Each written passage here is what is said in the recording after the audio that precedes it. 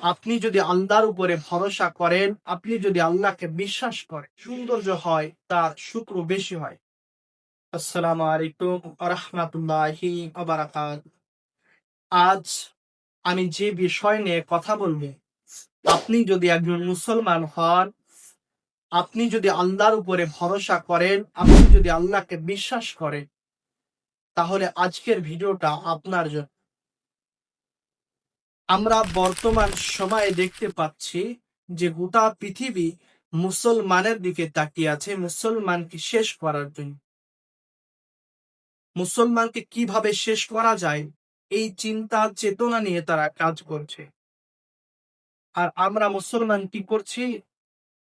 আমরা কোনো মাথা ঘামানো ছাড়া, কোনো চিন্তা ছাড়া আমরা নিজের আনন্দতে আনন্দিত হচ্ছি। অনেক যুবক তো এখন আপনার মোবাইলের মাধ্যমে আসক্ত হয়ে গেছে। তারা গেমের মাধ্যমে গোটা রাতকে অতিবাহিত করছে। মনে হচ্ছে দুনিয়াতে মুসলমানের কিছুই হচ্ছে না, মুসলমানের উপরে কোনো হামলাই হচ্ছে না, দিন সুরক্ষিত আছে। আজ আমরা মুসলমান নাম দাবি করি, কিন্তু আমাদের ভিতরে মুসলমানের কিছু নীতি বলি নেই। আমাদের মধ্যে নামাজ নেই।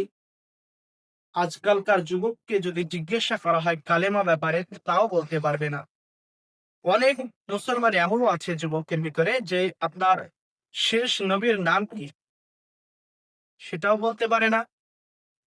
আপনার আল্লাহর নাম শুধু আল্লাহ এটাই জানে, আর কিছু বলতে পারে না। কোরআন কি, হাদিস কি, এগুলো তো কিছুই বোঝে না, শুধু নামে মুসলমান। এই ক্ষেত্রে আজ আমরা বিপদে। আমরা মাথায় ঘামাচ্ছি না, কোনো চিন্তা ছাড়া চলছি।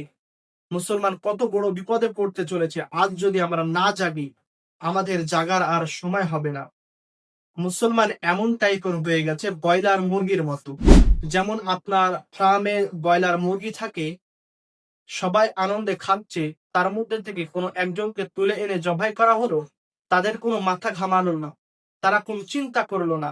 আবার পরের দিন আরেকটিকে এনে জবাই করা হলো, তারপরের দিন আরেকটি, এই করতে করতে ব্রয়লার মুরগি জবাইয়ের পর জবাই চলে। কিন্তু তাদের কোনো চিন্তা থাকে না, তারা বিন্দাস খায়, বিন্দাস আনন্দ করে। আমাদের মধ্যে এমন হয়েছে, আজ ওখানে মারছে মুসলমানকে, কাল ওখানে মারছে, পশু ওখানে মারছে, আমরা কোনো চিন্তা করব না, আমরা বিন্দাস খাবো। যখন মার করবে আর আমরা ঠেকাতে পারবো না। আপনিও চাইলে আর মার থেকে বাঁচতে পারবেন না। আমরা যদি এখন সংগঠন না তৈরি করি, আমরা যদি আল্লাহর পথে ফিরে না আসি, মনে রাখবেন যত বড় বিপদ হোক না কেন, আমরা বিপদে পড়ার কারণ আমরা নিজেরা। আমরা আল্লাহর কাছ থেকে দূরে সরে যাচ্ছি বিধায় আমরা বিপদে পড়ছি। আমরা যদি আল্লাহর কাছে ফিরে আসি, আমরা যদি কোরআন হাদিস মতে নিজেকে পরিচালিত করি, আমাদের মতন পণ্ডিত, আমাদের মতন শক্তিশালী আর কেউ হবে না। ইসলাম আপনাকে এমন ভাবে তৈরি করে যে আপনার মতন কোনো শিক্ষিত আর পয়দা হতে পারবে না। আপনি যদি খাওয়ার নিয়ম, আপনি শোয়ার নিয়ম, আপনি চলাফেরার নিয়ম, প্রত্যেকটা সুন্নতি তরিকা ইসলাম আপনাকে বলে দিয়েছে। যেটা এখনকার আধুনিক বিজ্ঞানী রিসার্চ করে পারছে, বলছে যে এই জিনিসটা করো ভালো হবে। ইসলাম 1400 বছর আগে আপনাকে বলে দিয়েছে যে এই জিনিসটা করো ভালো হবে। এখন বর্তমান সময়ে আমরা নিজেকে আধুনিক মনে করছি, আমরা ইসলামিক হিস্ট্রি ভুলে গেছি, আমরা রাসূলের জীবনীগুলোকে ভুলে গেছি, আমরা আনন্দিতে উল্লাস করছি, আর আমাদের জন্য বিপদ অপেক্ষা করছে। আপনারা দেখতে পাচ্ছেন যে ফিলিস্তিনের কি অবস্থা হলো, ফিলিস্তিনের আগে মায়ের বাড়িতে কি অবস্থা হয়েছে। চারিদিকে মুসলমানকে ঘিরে অ্যাটাক করছে। যে জিনিস বেশি সৌন্দর্য হয় তার শত্রু বেশি হয়। ইসলাম ধর্ম সৌন্দর্য বিধায় ইসলামের শত্রু বেশি, কিন্তু আমরা সে শত্রুদের মোকাবেলা করার চেষ্টা করছি না। আমরা মনেই করছি না কিছু, আমরা নিজেদের ব্যস্ততায় ব্যস্ত থাকছি।